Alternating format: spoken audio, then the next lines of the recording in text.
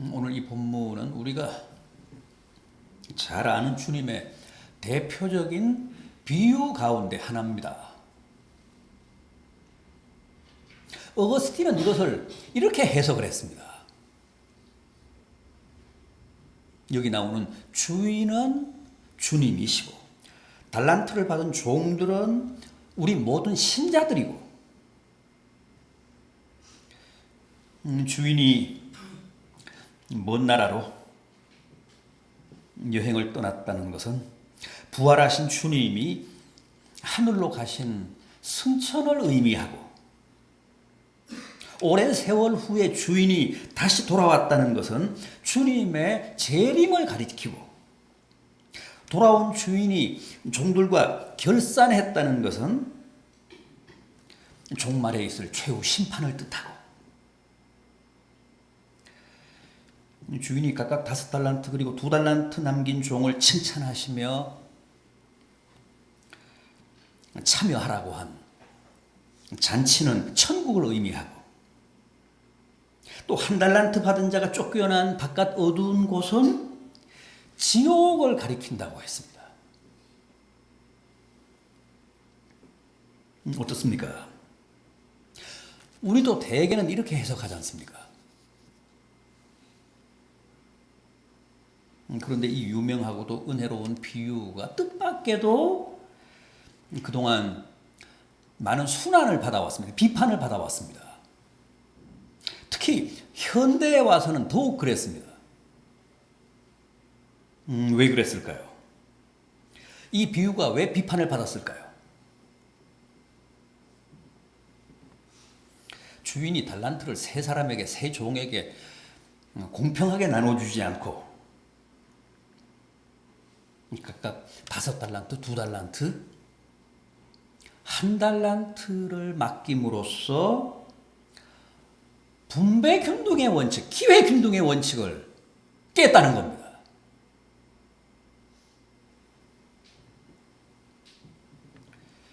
그리고 여기에는 더 근본적인 문제가 있는데 인간 차별이 전제되어 있다는 거예요. 왜 누구는 더 주고 누구는 덜 주느냐는 거죠.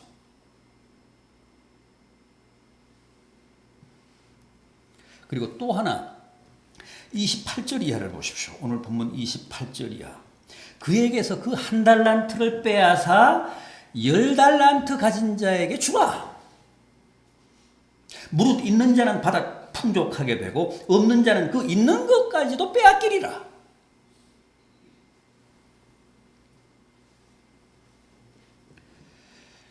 어떻게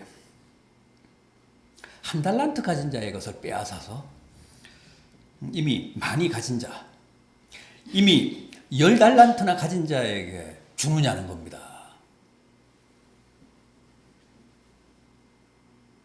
무릇 있는 자는 더 받아서 풍족하게 되고 없는 자는 그 있는 것까지도 빼앗기리라. 이거야말로 자본주의 사회의 대표적인 모순인 빈익빈 부익부의 사회학을 조장하는 처사라는 거죠.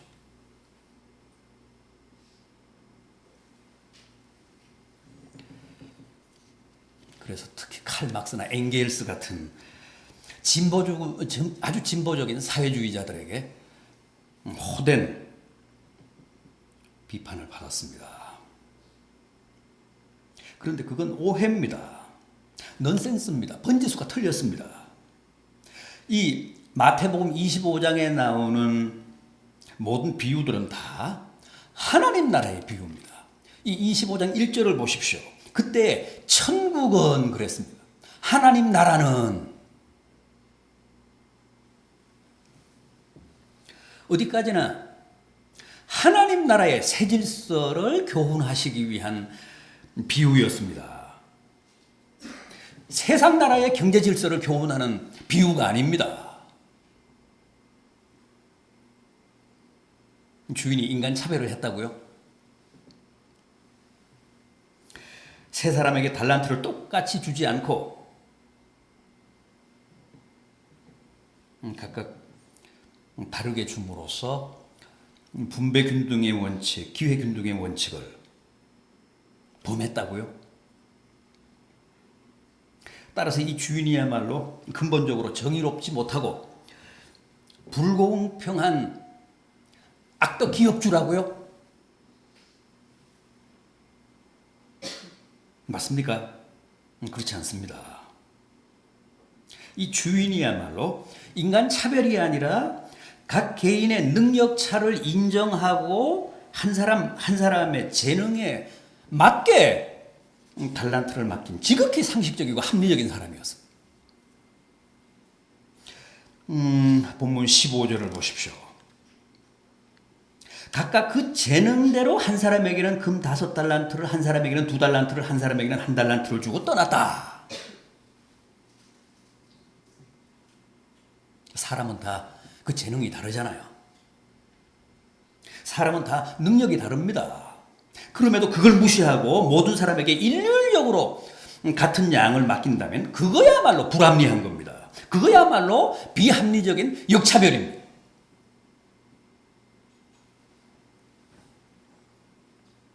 그런데 이 주인을 보십시오. 각자의 능력에 맞게 달란트를 차등 분배했다고 합니다. 맞춤형으로 배분했다는 겁니다. 배려가 깊은 주인이었습니다. 종들에 대한 이해가 깊은 주인이었습니다.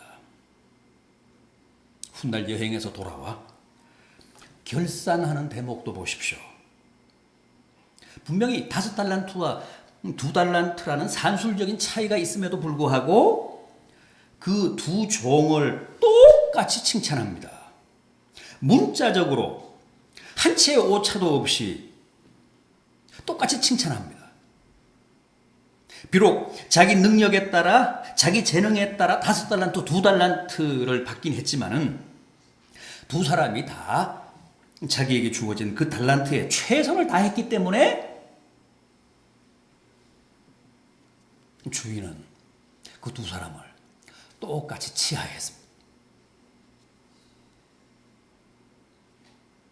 그러니까 어떤 일이냐 몇 달란트냐가 아니라 주어진 과제와 그 달란트에 내가 얼마나 성실하게 임하고 최선을 다했느냐가 중요하다는 겁니다.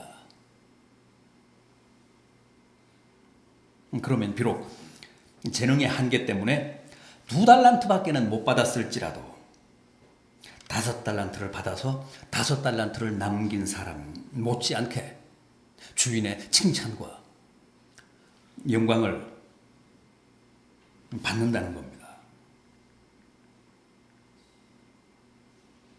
여러분, 고대 헬라 문화권에서 널리 사용되던 달란트라는 화폐 단위 규모를 아십니까? 엄청납니다. 한 달란트가 금 33kg입니다. 장난이 아닙니다. 요즘 가치로도 엄청난 돈입니다. 그래서 오늘 본문 16절, 17절을 보면 큰 손으로부터 각각 5달란트와 2달란트를 투자받은 사람들이 바로 가서 사업을 하여 많은 이익을 냈다고 합니다.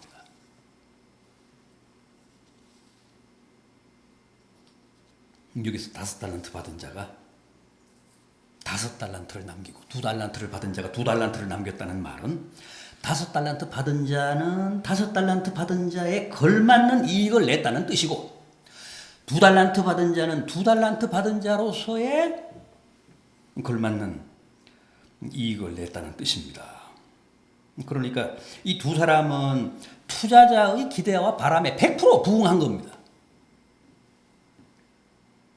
그런데 문제는 1달란트 받은 사람입니다. 이 사람은 그 받은 달란트를 어떻게 했다고 합니까? 2달란트, 5달란트 받는 자는 바로 가서 사업을 했다는데, 그래서 많은 이익을 창출했다고 하는데, 1달란트 받은 자는 어떻게 했다고 합니까? 그걸 미천삼아 열심히 장사하고 사업할 생각은 하지 않고 은행 비밀 금고에다 넣고 자물쇠를 잠궜다는 거예요. 18절을 보십시오. 오늘 본문 18절. 한 달란트 받은 자는 가서 땅을 파고 그 주인의 돈을 감추어 두었다. 이게 무슨 짓입니까? 주인은 열심히 사업해서 장사해서 이걸 남기라고 투자한 건데, 이 한 달란트 받은 사람은 그 받은 달란트를 가지고 가서 땅에 묻었다고 합니다.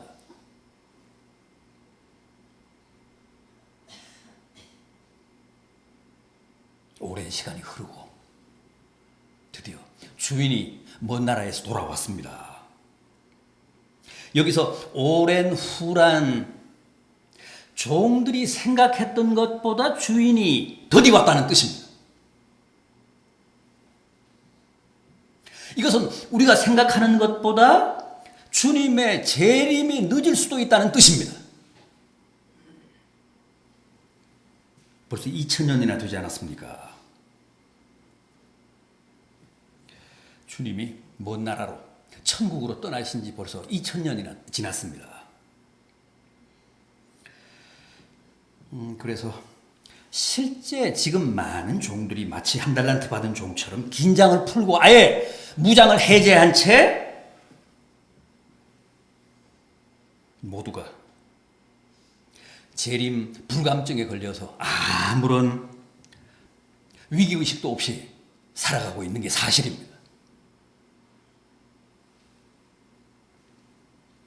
종말에 대한 내성이 생겨서 이제는 어떤 고민도 하지 않습니다.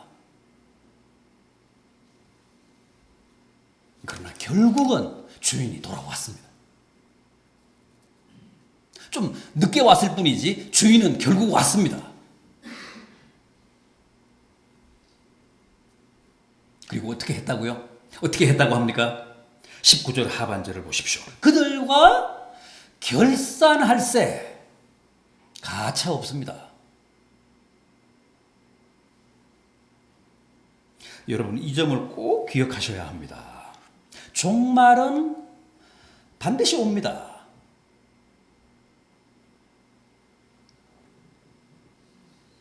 그리고 종말은 단순한 끝이 아닙니다.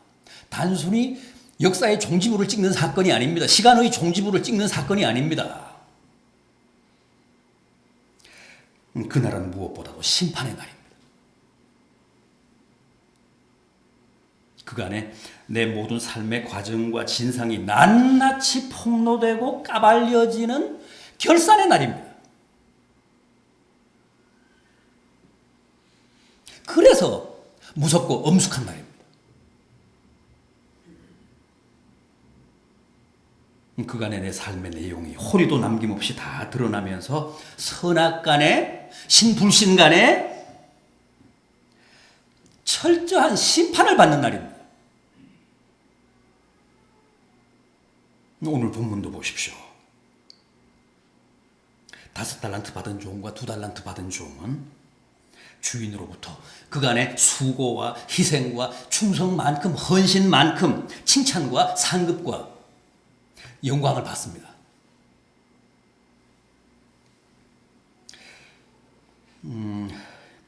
21절을 보십시오. 21절 5달란트를 남긴 종에 대한 주인의 칭찬입니다. 그 주인이 이르되 잘하였도다 착하고 충성된 종아 내가 적은 일에 충성하였음에 내가 많은 것을 내게 맡기리니 내 주인의 즐거움에 참여할지어다.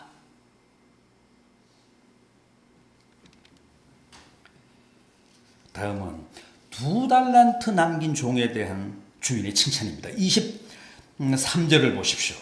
그 주인이 이르되 잘하였도다 착하고 충성된 종아 내가 적은 일에 충성하였음에 내가 많은 것을 내게 맡기리니 내 주인의 즐거움에 참여할지어다.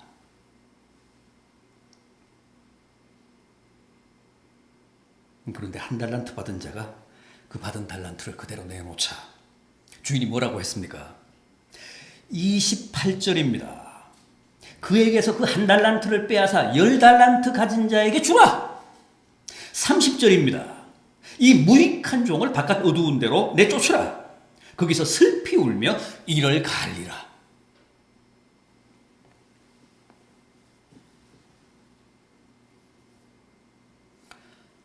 왜요? 왜 주인이 이렇게까지 진노하며 저주하며 그 한 달란트 받았던 자를 바깥 어두운 데 내쫓으라고 했습니까?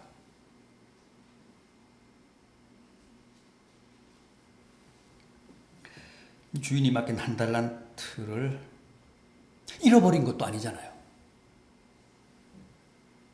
그걸 가지고 가서 무슨 카지노에서 도박을 하고 다 날린 것도 아니잖아요.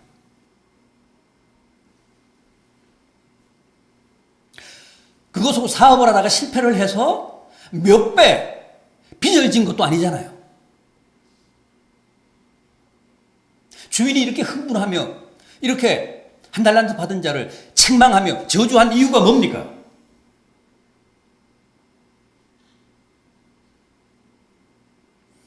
(25절을) 보십시오. 한 달란트를 받았던 종도 주인을 상대로 그 점을 설득합니다. 보소서, 당신의 것을 가지셨나이다. 최소한 본전은 되돌려 받지 않았습니까? 손해를 볼 수도 있었는데 그래도 제게서 원금을 회수하시지 않았습니까? 제가 주인에게 손해를 끼친 것은 없지 않습니까?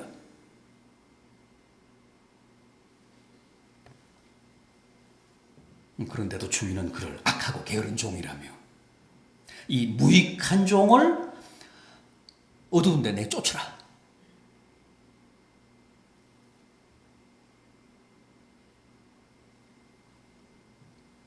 손해를 끼쳤기 때문이 아니라 주인에게 불충했기 때문이었습니다.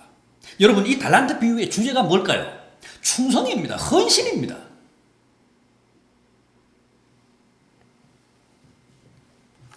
주인이 5달란트, 2달란트를 남긴 종들을 칭찬하는 말을 다시 한번 보십시오. 착하고 충성된 종아, 네가 적은 일에 충성했으니 내게 큰 일을 맡길 것이다.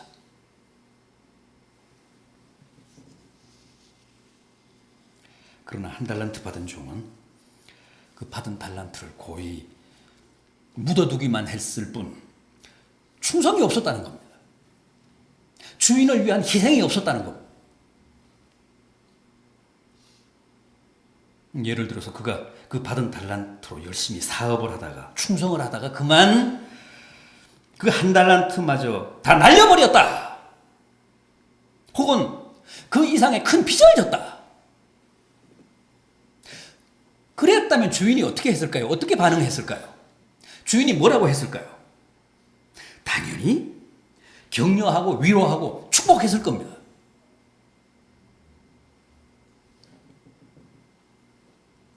충성하다가 본의 아니게 손해를 본 거니까, 원금까지 날린 거니까, 빚까지 진 거니까.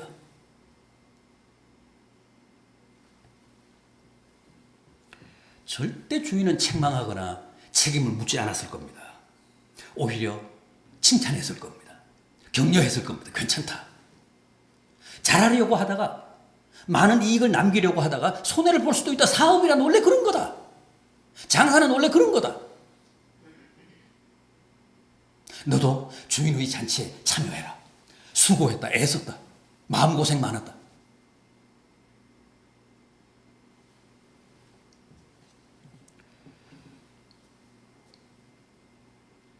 얼마나 수고했느냐, 얼마나 희생했느냐, 얼마나 헌신했느냐 하는 그 과정을 보십니다. 그 과정을 평가하십니다. 결과가 아닙니다.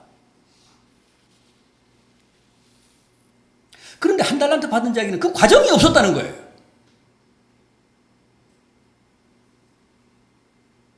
그래서 책망받고 저주받은 겁니다.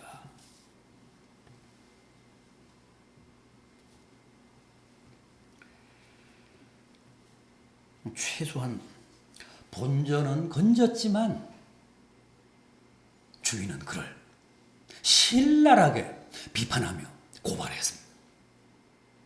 악하고 게으른 종이다.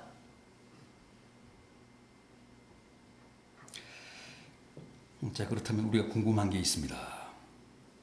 그 한 달란트 받은 종은 왜 그랬을까요?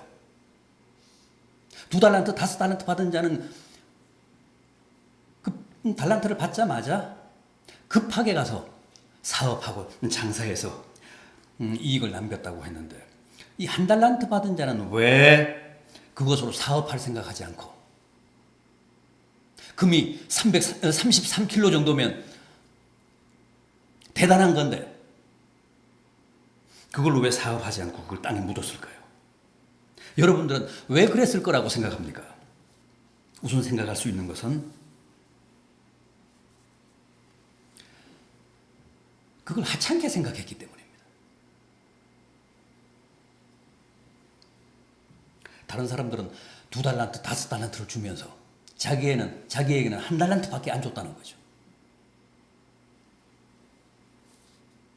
그래서 땅에 묻어버렸습니다. 그걸로는 생색이 안 난다는 겁니다. 한 달란트로는 아무리 뛰어봤자 한계가 있다는 거예요. 한마디로 그 한 달란트가 그 사람의 성에 안 찼다는 겁니다.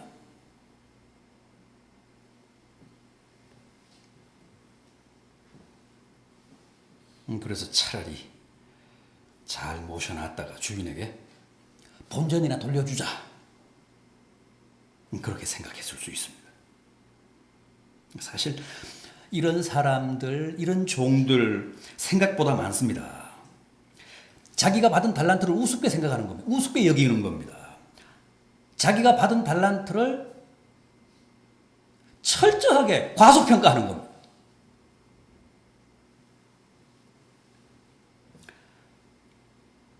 주인은 분명히 달란트를 맡겼는데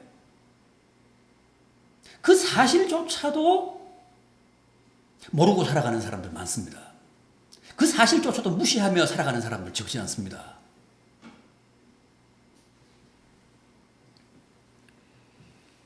올해만 해도 연초에 받은 달란트를 고스란히 땅에 묻어둔 채 여기까지 온 사람들 없을 것 같습니까? 있습니다. 그게 다섯 달란트나 두 달란트였다면 아마 그렇게 무심하지는 않았을 겁니다. 한 달란트라는 것 때문에 시시하게 생각하고 그냥 방치해 둔 겁니다. 그러나 주인은 생각이 다릅니다. 주인은 그렇게 생각하지 않습니다. 주인은 오히려 작은 것을 통해서 우리를 시험하십니다. 왜 그럴까요? 작은 일에 충성해야 큰 일에도 충성할 수 있기 때문에 그렇습니다.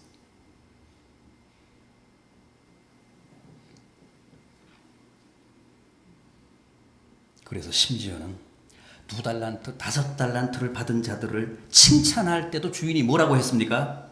네가 작은 일에 충성하였음에 앞으로는 큰 일을 맡기겠다.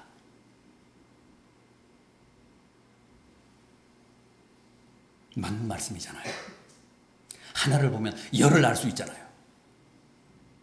작은 일에 어떤 자세로 임하느냐, 한 달란트에 얼마나 충성하느냐가 곧 그 사람이 큰 일에 어떤 자세로 임하느냐를 결정하지 않습니까? 작은 일에 불성실하고 무책임하면서 큰 일은 잘할 수 있다거나 내게도 다섯 달란트를 주면 많이 남길 수 있다고 큰 소리를 치는 사람은 다 허풍쟁이입니다. 정말 큰 일을 제대로 하려면 먼저 작은 일에 충성을 다해야 합니다. 그 사람만 큰 일이 주어져도 그 큰 일에 성공할 수 있습니다. 내가 작은 일에 충성하였음에 큰 일을 맡기겠다고 하신 말씀이 바로 그런 뜻입니다. 따라서 언제나 우리에게는 이 작은 일이 함정입니다. 작은 일이 시금석입니다. 부디 작은 일에 충성하시고 한 달란트를 소중하게 여기십시오. 주님은 올해도 우리들에게 5달란트, 2달란트가 아니라 1달란트를 맡기신 후에 우리가 그걸 어떻게 하는지 지금 예의 주시하고 계십니다.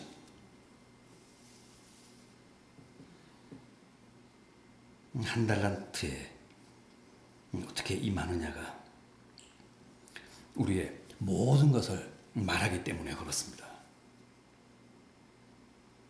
다음은 주인에 대한 오해 때문일 수도 있습니다. 24절 이하를 보면 1달란트 받은 자가 주인 앞에서 자기를 변명하면서 자기를 변호하면서 이렇게 말합니다. 주인이요, 당신은 굳은 사람이라. 굳은 사람이라는 말은 당신은 강한 사람이고 무서운 사람이라는 뜻입니다. 심지 않은 데서 거두고 해치지 않은 데서 모으는 줄을 내가 알았으므로 두려워하여 나가서 당신의 달란트를 땅에 감추어 두었었습니다. 이게 무슨 얘기입니까? 이 사람은 주인이 심지도 않은 데서 거두고 해치지도 않은 데서 모으는 사람으로 알았다는 거예요. 그만큼 강하고 무서운 사람으로 알았다는 겁니다. 주인을 마피아로 알았다는 거예요. 조폭으로 알았다는 겁니다.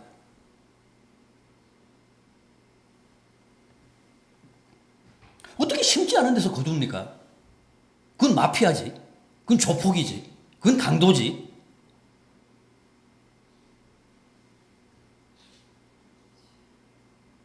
터무니없이 일방적으로 주인을 해석하고 있습니다. 주인을 오해하고 있습니다. 이 주인은 그런 사람 아니잖아요. 각 사람의 능력만큼 심고 자기가 뿌리고 심은 만큼 거둔 사람입니다.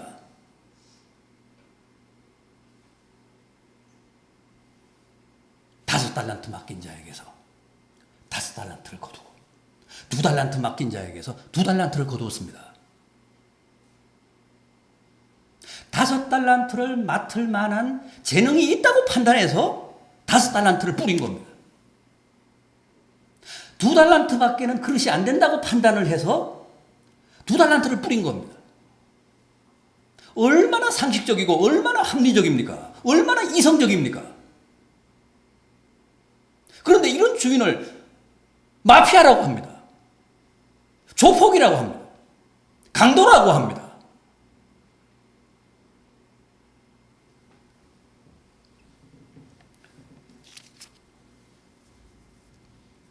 주인을 그렇게 오해한 겁니다. 주인을 일방적으로 해석한 겁니다. 얼마나 황당하고 얼마나 잘못된 변명입니까? 본문 26절을 보십시오. 그 주인이 대답하여 이르되 악하고 게으른 종아, 나는 심지 않은 데서 거두고 해치지 않은 데서 모으는 줄로 내가 알았느냐. 참 어이가 없다. 너무 억울하다. 너무 황당하다.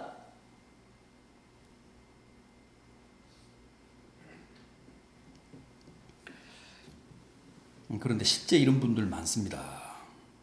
주인을 제 멋대로 이해하고 제 편리한 대로 판단하고 해석해서 자기 나름대로 결론을 내립니다. 그런 사람은 신앙생활을 하고 교회 생활을 해도 다 자기 생각대로 합니다. 자기 주관대로 합니다. 자기 나름대로 합니다. 자기 판단대로 합니다. 절대 말씀대로 혹은 교회에서 가르쳐주는 대로 신앙생활을 하지 않습니다. 그러면서 그게 옳다고 믿습니다.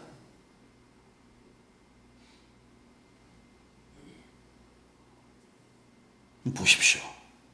드디어 주인의 추상 같은 심판이 선고됩니다. 이 무익한 종을 바깥 어두운 데로 내고 쫓아라. 거기서 슬피 울며 이를 가르리라. 여러분, 이게 바로 악하고 게으르고 무익하고 무심하고 무책임한 종의 최후입니다. 우리는 다 달란트를 받은 사람들입니다. 달란트를 받은 주님의 종들입니다. 능력에 따라 5달란트냐 2달란트냐 혹은 1달란트냐 하는 차이는 있을지 몰라도 아예 달란트를 안 받은 종은 없습니다. 따라서 우리는 반드시 훗날 주님과 결산해야 합니다. 아니, 가까이는 올 연말 결산이 있습니다. 2달 남았습니다. 어떻습니까? 올해도 부끄러움 없이 주님과의 연말 결산에 임하실 자신이 있으십니까?